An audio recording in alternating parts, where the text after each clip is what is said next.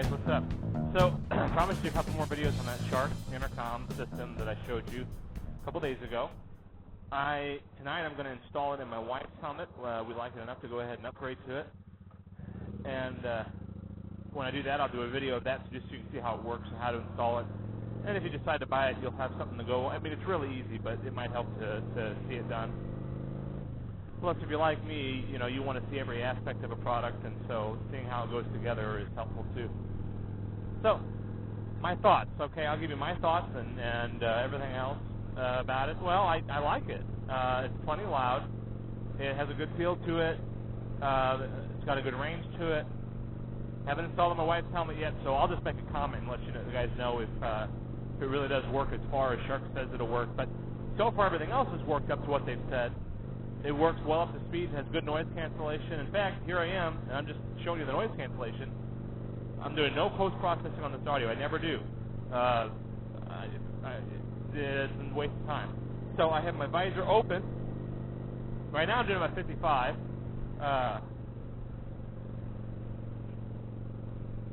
And, well, what you're hearing is what you're hearing. This is coming right off the Bluetooth intercom. I'm recording this to my phone, and then I'm going to take my phone and I'm going to take that audio and I'm going to splice it together with the audio or not the audio, but the video on the camera. So I'm going to roll over here and I'm going to get on the interstate really quick and give you an idea what it sounds like at a high speed. Some people ask how fast it'll work. I don't know why you'd really need it to be going 95, 100 miles an hour. Why you need to have a conversation with somebody at those speeds.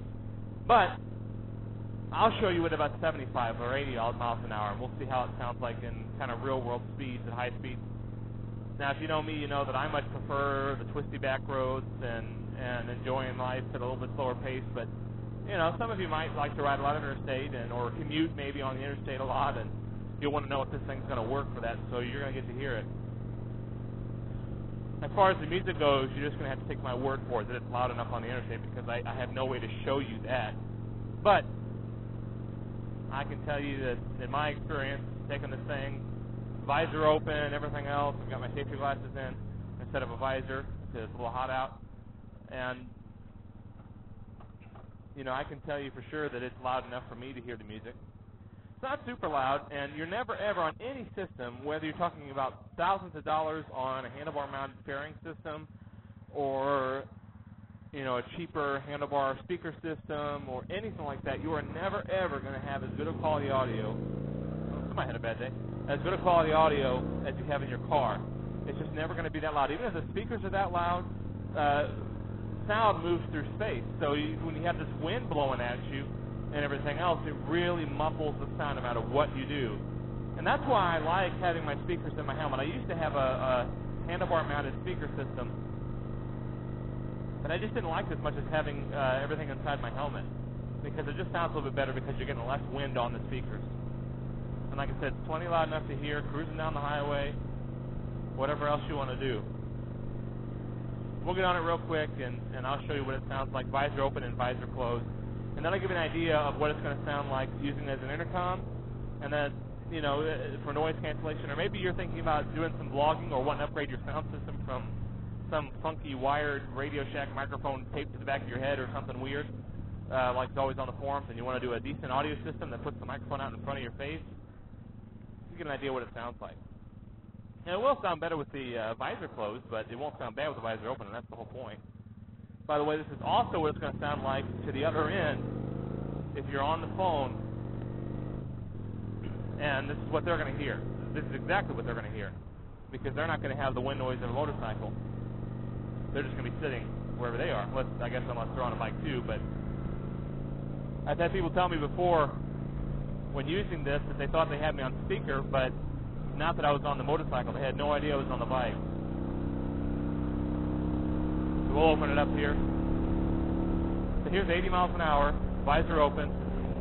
Here's 80 miles an hour, visor closed. So this is something that you and somebody else can get on, communicate with one another, have a conversation at 75, 80 miles an hour, no problem. You can listen to music at this speed, no problem. Visor open even, when you get an extra wind noise. which means if you use a 3/4 helmet or a half helmet, you can probably still hear the music. So it's definitely very good.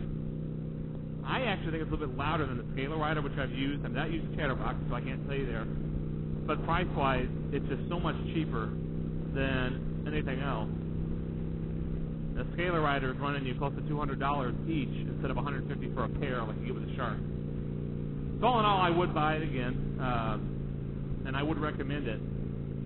You know, it is an inexpensive Chinese import. It's not top of the line. It's not super expensive. It's not, you know, made of solid steel. But all in all, it's a really good product, and I like it a lot.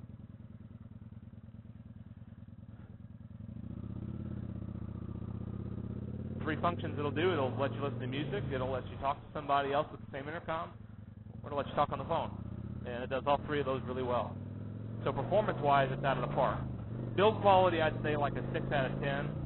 Reliability, though, I'd bump it up maybe to a 7 out of 10 because it seems reliable. My last one, like I said, I had for a year, was super reliable. The only reason I got rid of it, well, I haven't even gotten rid of it yet. The only reason I stopped using it was because Shark sent me this one to review, and it performs just a little bit better than the old one, so I'm keeping on with it. So, anyway, if you have any questions, just let me know. Ask them in the comments below. Don't forget to like and subscribe. Alrighty, guys, we'll talk to you later.